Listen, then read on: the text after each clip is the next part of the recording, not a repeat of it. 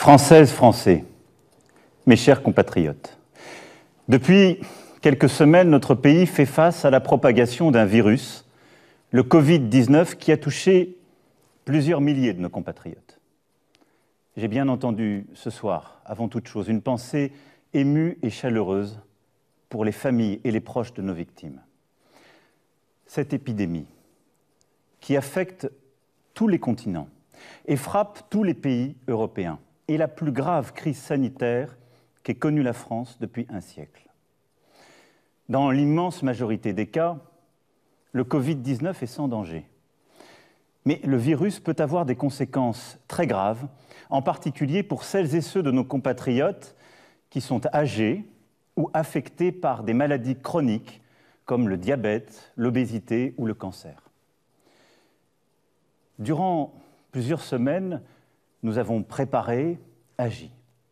Les personnels des hôpitaux, médecins, infirmiers, ambulanciers, les agents des SAMU de nos hôpitaux, les médecins de ville, l'ensemble des personnels du service public de la santé en France sont engagés avec dévouement et efficacité.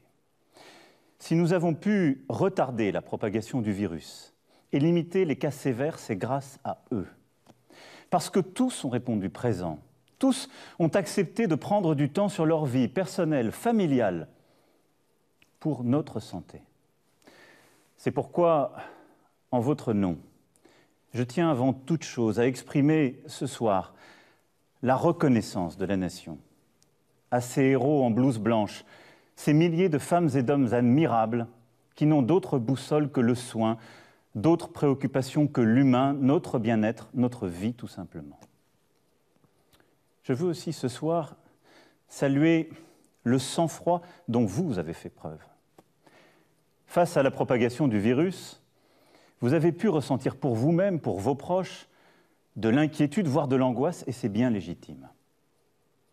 Tous, vous avez su faire face en ne cédant ni à la colère, ni à la panique. Mieux, en adoptant les bons gestes, vous avez ralenti la diffusion du virus et ainsi permis à nos hôpitaux et nos soignants de mieux se préparer.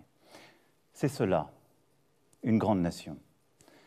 Des femmes et des hommes capables de placer l'intérêt collectif au-dessus de tout, une communauté humaine qui tient par des valeurs, la solidarité, la fraternité. Cependant, mes chers compatriotes, je veux vous le dire ce soir avec beaucoup de gravité, de lucidité, mais aussi la volonté collective que nous adoptions la bonne organisation. Nous ne sommes qu'au début de cette épidémie. Et partout en Europe, elle s'accélère, elle s'intensifie. Face à cela, la priorité absolue pour notre nation sera notre santé. Je ne transigerai sur rien. Et un principe nous guide pour définir nos actions. Il nous guide depuis le début pour anticiper cette crise, puis pour la gérer depuis plusieurs semaines. Et il doit continuer de le faire.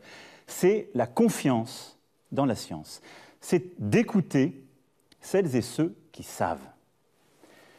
Les plus grands spécialistes européens se sont exprimés ce matin dans une publication importante.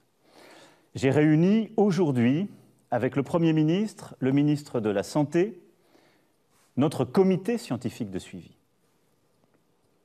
Nous avons en France les meilleurs virologues, les meilleurs épidémiologistes, des spécialistes de grand renom, des cliniciens aussi, des gens qui sont sur le terrain et que nous avons écoutés comme nous faisons depuis le premier jour.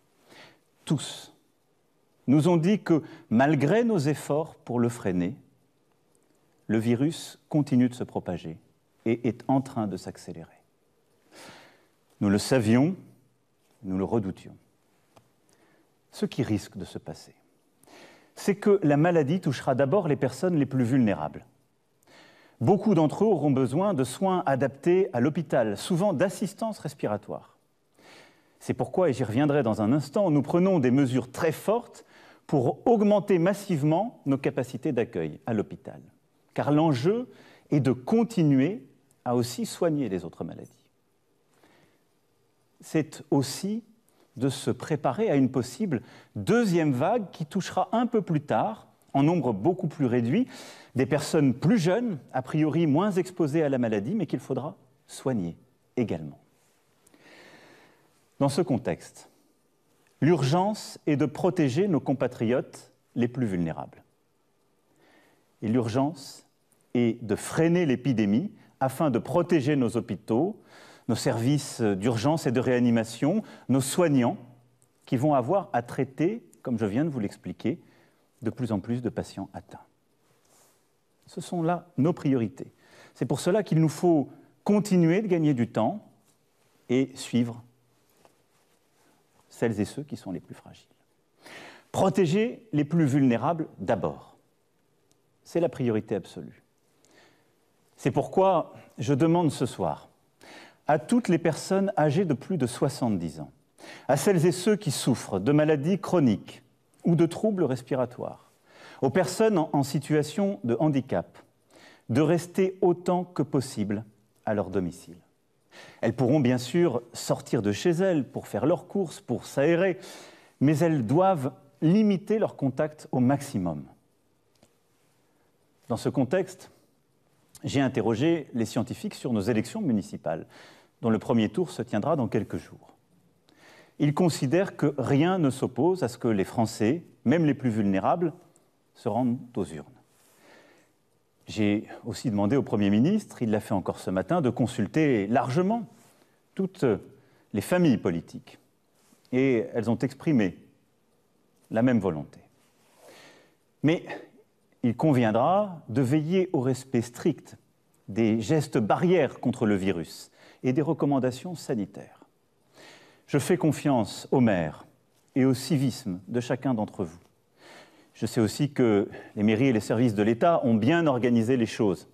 Des consignes renforcées seront données dès demain afin que nos aînés n'attendent pas longtemps, que des files ne se constituent pas, que les distances soient aussi tenues et que ces fameuses mesures barrières soient bien respectées. Mais il est important, dans ce moment, en suivant l'avis des scientifiques comme nous venons de le faire, d'assurer la continuité de notre vie démocratique et de nos institutions.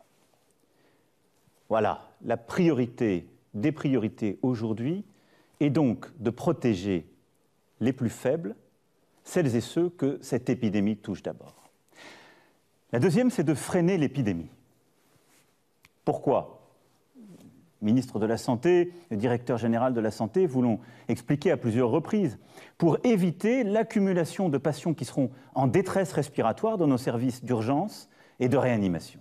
Il faut continuer de gagner du temps et pour cela, je vais vous demander de continuer à faire des sacrifices et plutôt d'en faire davantage, mais pour notre intérêt collectif. Dès lundi et jusqu'à nouvel ordre, les crèches, les écoles, les collèges, les lycées et les universités seront fermés. Pour une raison simple, nos enfants et nos plus jeunes, selon les scientifiques toujours, sont celles et ceux qui propagent, semble-t-il, le plus rapidement le virus, même si pour les enfants, ils n'ont parfois pas de symptômes et, heureusement, ne semblent pas aujourd'hui souffrir de forme aiguë de la maladie. C'est à la fois pour les protéger et pour réduire la dissémination du virus à travers notre territoire. Un service de garde sera mis en place, région par région, nous trouverons les bonnes organisations pour que, en effet, les personnels qui sont indispensables à la gestion de la crise sanitaire puissent faire garder leurs enfants et continuer d'aller au travail pour vous protéger et vous soigner. Et donc, cette organisation sera travaillée par le gouvernement dans les prochains jours avec l'ensemble des élus et tous les responsables sur nos territoires. Quand cela est possible, je demande aux entreprises de permettre à leurs employés de travailler à distance. Les ministres l'ont déjà annoncé, nous avons beaucoup développé le télétravail, il faut continuer cela, l'intensifier au maximum. Les transports publics seront maintenus, car les arrêtés, ce serait tout bloqué, y compris la possibilité de soigner. Mais là aussi, c'est à votre responsabilité que j'en appelle. Et j'invite tous les Français à limiter leurs déplacements au strict nécessaire. Le gouvernement annoncera par ailleurs des mesures pour limiter au maximum les rassemblements. Dans le même temps, notre système de santé, notamment dans les services de réanimation, doit se préparer à accueillir de plus en plus de cas graves de Covid-19 et continuer à soigner les autres malades. Des places doivent se libérer dans les hôpitaux. Pour cela, toutes les capacités hospitalières nationales, ainsi que le maximum de médecins et de soignants seront mobilisés. Nous allons aussi mobiliser les étudiants, les jeunes retraités. Des mesures exceptionnelles seront prises en ce sens. Beaucoup d'ailleurs ont commencé, je veux les en remercier. J'ai vu il y a quelques jours au SAMU de Paris une mobilisation magnifique, émouvante, exemplaire, où des étudiants à quelques mois de leur concours étaient là pour répondre aux appels, aider, et où des médecins à peine retraités étaient revenus pour prêter main forte. C'est cela que nous allons collectivement généraliser en prenant les bonnes mesures. En parallèle, les soins non essentiels à l'hôpital seront reportés, c'est-à-dire les opérations qui ne sont pas urgentes, tout ce qui peut nous aider à gagner du temps. La santé n'a pas de prix. Le gouvernement mobilisera tous les moyens financiers nécessaires pour porter assistance, pour prendre en charge les malades, pour sauver des vies, quoi qu'il en coûte. Et beaucoup des décisions que nous sommes en train de prendre, beaucoup des changements auxquels nous sommes en train de procéder, nous les garderons, parce que nous apprenons aussi de cette crise. Parce que nos soignants sont formidables d'innovation et de mobilisation, et ce que nous sommes en train de faire, nous en tirerons toutes les leçons et sortirons avec un système de santé encore plus fort. La mobilisation générale est également celle de nos chercheurs. De nombreux programmes français et européens, essais cliniques, sont en cours pour produire en quantité des diagnostics rapides, performants et efficaces. Nous allons améliorer les choses en la matière et au niveau français comme européen, les travaux sont lancés. Nos professeurs, avec l'appui des acteurs privés, travaillent d'ores et déjà sur plusieurs pistes de traitement. À Paris, Marseille, Lyon, entre autres. Des protocoles ont commencé. Et j'espère que dans les prochaines semaines et prochains mois, nous aurons des premiers traitements que nous pourrons généraliser. L'Europe a tous les atouts pour offrir au monde l'antidote au Covid-19. Des équipes sont également à pied d'œuvre pour inventer un vaccin. Il ne pourra pas voir le jour avant plusieurs mois, mais il est porteur de grands espoirs. La mobilisation de notre recherche française, européenne, est aussi au rendez-vous. Et je continuerai de l'intensifier. Cette épreuve exige aussi une mobilisation sociale envers les plus démunis, les plus fragiles. La trêve hivernale sera reportée de 2 mois. Et je demande au gouvernement des mesures exceptionnelles dans ce contexte pour les plus fragiles. Enfin, l'épreuve que nous traversons exige une mobilisation générale sur le plan économique. Déjà, des restaurateurs, des commerçants, des artisans, des hôteliers, des professionnels du tourisme, de la culture, de l'événementiel, du transport souffrent, je le sais. Les entrepreneurs s'inquiètent pour leur carnet de commandes. Et tous, vous vous interrogez pour votre emploi, pour votre pouvoir d'achat. Je le sais, c'est légitime. Et avec les décisions que je viens d'annoncer ce soir, cette inquiétude économique va évidemment s'accroître. Nous n'ajouterons pas aux difficultés sanitaires la peur de la faillite pour les entrepreneurs, l'angoisse du chômage et des fins de mois difficiles pour les salariés. Aussi, tout sera mis en œuvre pour protéger nos salariés et pour protéger nos entreprises, quoi qu'il en coûte, là aussi. Dès les jours à venir, un mécanisme exceptionnel et massif de chômage partiel sera mis en œuvre. Des premières annonces ont été faites par les ministres. Nous irons beaucoup plus loin. L'État prendra en charge l'indemnisation des salariés contraints à rester chez eux. Je veux en la matière que nous inspirions de ce que les Allemands ont su par exemple mettre en œuvre avec un système plus généreux, plus simple que le nôtre. Je veux que nous puissions préserver les emplois et les compétences, c'est-à-dire faire en sorte que les salariés puissent rester dans l'entreprise, même s'ils sont obligés de rester à la maison, et que nous les payons. Je veux que nous puissions protéger aussi nos indépendants. Et donc nous prendrons toutes les mesures nécessaires pour donner cette garantie sur le plan économique. Toutes les entreprises qui le souhaitent pourront reporter sans justification, sans formalité, sans pénalité, le paiement des cotisations et impôts dus en mars. Nous travaillerons ensuite sur les mesures nécessaires ou d'annulation ou de rééchelonnement. Mais je nous connais collectivement. On prend toujours trop de temps à faire cela. Je veux, pour nos forces économiques, des mesures simples. Les échéances qui sont dues dans les prochains jours et les prochaines semaines seront suspendues pour toutes celles et ceux qui en ont besoin. Nous défendrons nos entreprises de toute taille. Nous défendrons l'ensemble des travailleurs et des travailleuses.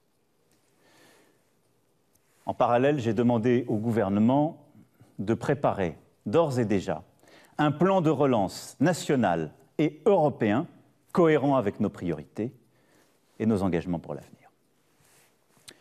Nous devons aussi porter une réponse européenne. La Banque centrale a déjà aujourd'hui fait part de ses premières décisions. Seront-elles suffisantes? Je ne le crois pas. Il lui appartiendra d'en prendre de nouvelles. Mais je vais être là aussi très clair avec vous ce soir. Nous, Européens, ne laisserons pas une crise financière et économique se propager. Nous réagirons fort et nous réagirons vite. L'ensemble des gouvernements européens doit prendre les décisions de soutien de l'activité, puis de relance, quoi qu'il en coûte. La France le fera, et c'est cette ligne que je porterai au niveau européen en votre nom. C'est déjà ce que j'ai fait lors du Conseil exceptionnel qui s'est tenu hier. Je ne sais ce que les marchés financiers donneront dans les prochains jours, mais je serai tout aussi clair. L'Europe réagira de manière organisée, massive, pour protéger son économie. Je souhaite aussi que nous puissions nous organiser sur le plan international, et j'en appelle à la responsabilité des puissances du G7 et du G20. Dès demain, j'échangerai avec le président Trump pour lui proposer une initiative exceptionnelle entre les membres du G7, puisque c'est lui qui a la présidence. Ça n'est pas la division qui permettra de répondre à ce qui est aujourd'hui une crise mondiale, mais bien notre capacité à voir juste et tôt, ensemble, et à agir ensemble. Mes chers compatriotes, toutes ces mesures sont nécessaires pour notre sécurité à tous. Et je vous demande de faire bloc autour d'elles. On ne vient pas, en effet, à bout d'une crise d'une telle ampleur sans faire bloc. On ne vient pas à bout d'une crise d'une telle ampleur sans une grande discipline individuelle et collective, sans une unité. J'entends aujourd'hui dans notre pays des voix qui vont en tous sens. Certains nous disent « vous n'allez pas assez loin et voudraient tout fermer » et s'inquiètent de tout de manière parfois disproportionnée. Et d'autres considèrent que ce risque n'est pas pour eux. J'ai essayé de vous donner ce soir ce qui doit être la ligne de notre nation tout entière. Nous devons aujourd'hui éviter deux écueils, mes chers compatriotes. D'une part, le repli nationaliste. Ce virus, il n'a pas de passeport. Il nous faut unir nos forces, coordonner nos réponses, coopérer. La France est à pied d'œuvre, la coordination européenne est essentielle et j'y veillerai. Nous aurons sans doute des mesures à prendre, mais il faut les prendre pour réduire les échanges entre les zones qui sont touchées et celles qui ne le sont pas. Ce ne sont pas forcément les frontières nationales. Il ne faut céder là à aucune facilité, aucune panique. Nous aurons sans doute des mesures de contrôle, des fermetures de frontières à prendre. Mais il faudra les prendre quand elles seront pertinentes et il faudra les prendre en européen à l'échelle européenne, car c'est à cette échelle-là que nous avons construit nos libertés et nos protections. L'autre écueil, ce serait le repli individualiste. Jamais de telles épreuves ne se surmontent en solitaire. C'est au contraire en solidaire, en disant « nous » plutôt qu'en pensant « je », que nous relèverons cet immense défi.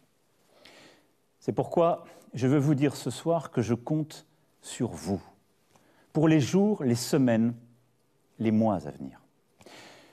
Je compte sur vous parce que le gouvernement ne peut pas tout seul et parce que nous sommes une nation. Chacun a son rôle à jouer. Je compte sur vous pour respecter les consignes qui sont et seront données par les autorités et en particulier ces fameux gestes barrières contre le virus. Elles sont aujourd'hui encore trop peu appliquées. Cela veut dire se laver les mains suffisamment longtemps avec du savon ou avec des gels hydroalcooliques. Cela veut dire saluer sans embrasser ou serrer la main pour ne pas se transmettre le virus. Cela veut dire se tenir à distance d'1 mètre. Ces gestes, ils peuvent vous apparaître anodins. Ils sauvent des vies. Des vies. C'est pourquoi, mes chers compatriotes, je vous appelle solennellement à les adopter.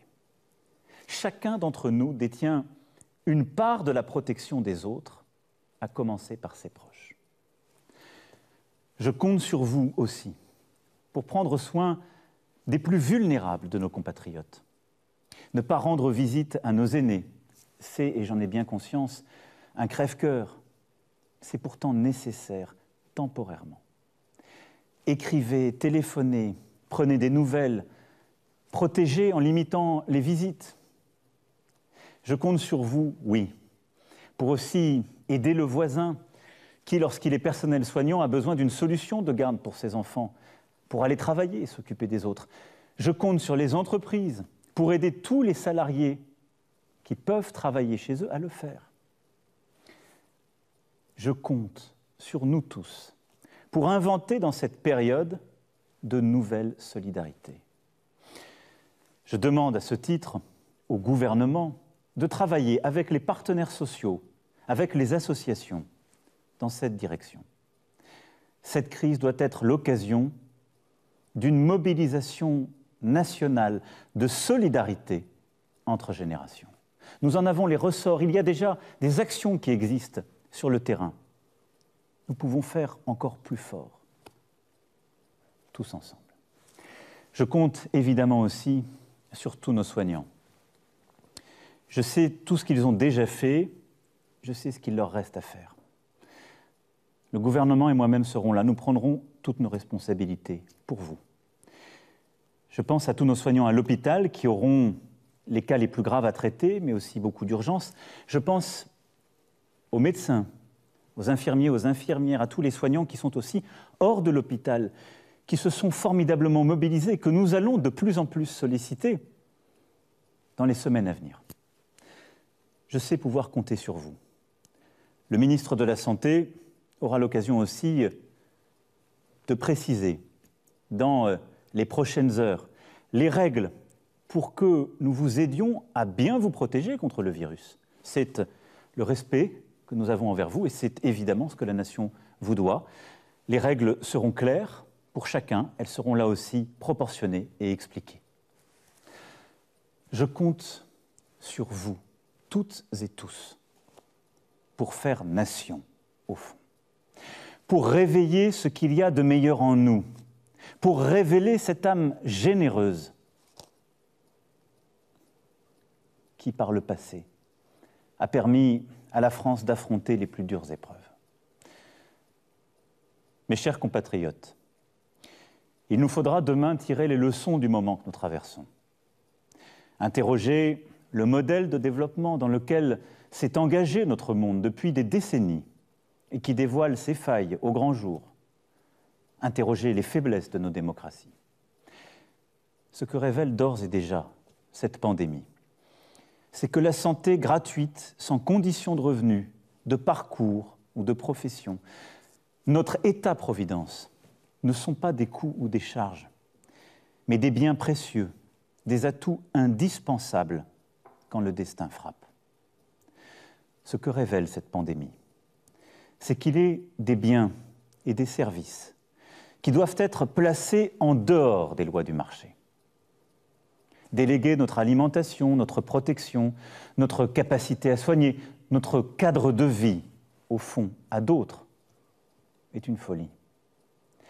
Nous devons en reprendre le contrôle, construire plus encore que nous ne le faisons déjà, une France et une Europe souveraines, une France et une Europe qui tiennent fermement leur destin en main. Les prochaines semaines et les prochains mois nécessiteront des décisions de rupture en ce sens. Je les assumerai. Mais le temps aujourd'hui est à la protection de nos concitoyens et à la cohésion de la nation. Le temps est à cette union sacrée qui consiste à suivre tous ensemble un même chemin, à ne céder à aucune panique, aucune peur, à aucune facilité, mais à retrouver cette force d'âme qui est la nôtre et qui a permis à notre peuple de surmonter tant de crises à travers l'histoire. La France unie, c'est notre meilleur atout dans la période troublée que nous traversons.